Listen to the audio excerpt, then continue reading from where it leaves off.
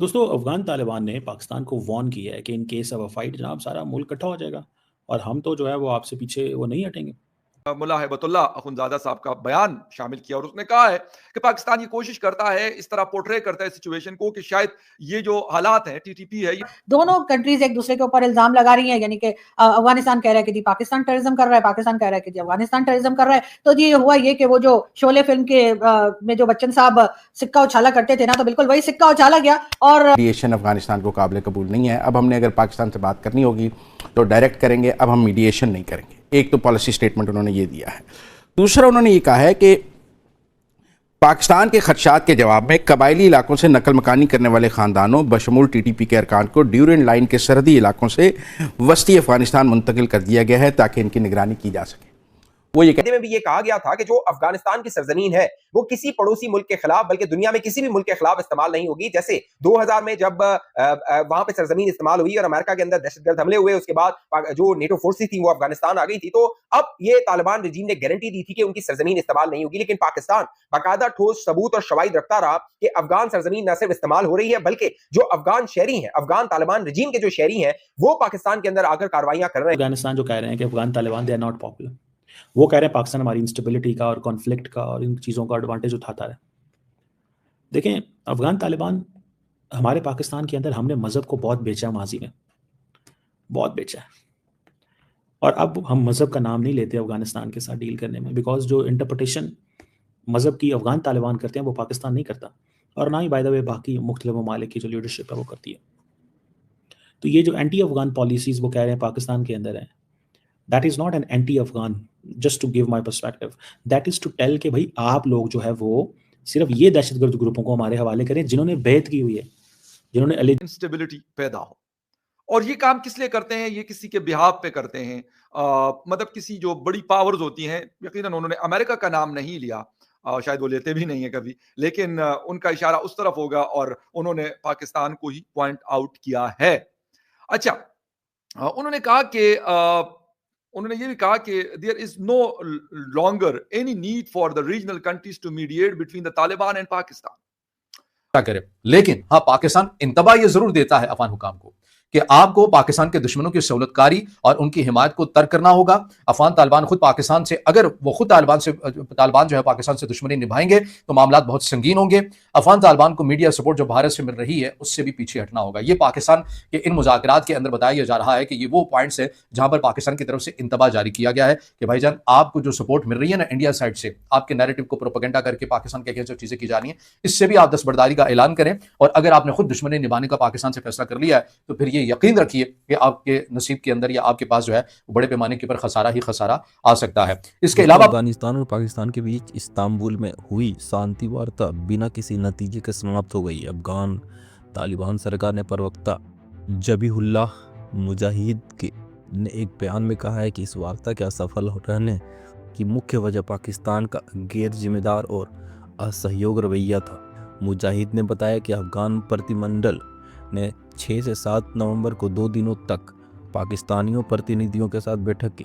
अफगान पक्ष ने वार्ता में सकारात्मक दृष्टिकोण और रचनात्मक परिणाम की उम्मीद के साथ भाग लिया था, लेकिन उनके मुताबिक पाकिस्तान ने वार्ता के दौरान सारी सुरक्षा संबंधी जिम्मेदारियां अफगान सरकार पर डालने की कोशिश की और खुद किसी भी स्तर पर जिम्मेदारी लेने से इनकार कर दिया। तालिबान प्रवक्ता ने कहा कि अफगान प्रतिनिधिमंडल और मध्यस्थों के ईमानदार प्रयासों के बावजूद पाकिस्तानी प्रतिनिधियों के गैर जिम्मेदार व्यवहार ने वार्ता को नाकाम बना दिया है। उन्होंने यह भी कहा कि इस्लामिक अमीरात अफगानिस्तान किसी को अपनी धरती का इस्तेमाल किसी अन्य देश के खिलाफ नहीं करने देगा और देश की सुरक्षा के लिए पूरी तरह तैयार है। तालिबान प्रवक्ता ने जिस तरह से पाकिस्तान को धोया है उसे सुनने के बाद पाकिस्तान मीडिया को गजब मिर्च लगी है।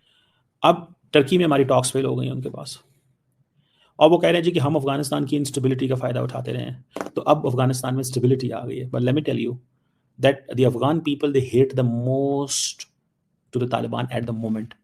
ये मैं नहीं कह रहा, जो इंडिपेंडेंट समी यूसुफ जैसे इंडिपेंडेंट जो जर्नलिस्ट हैं, those who work with the BBC और अदर्स के साथ जो काम कर रहे हैं, ये उनकी बात मैं कर रहा हूँ।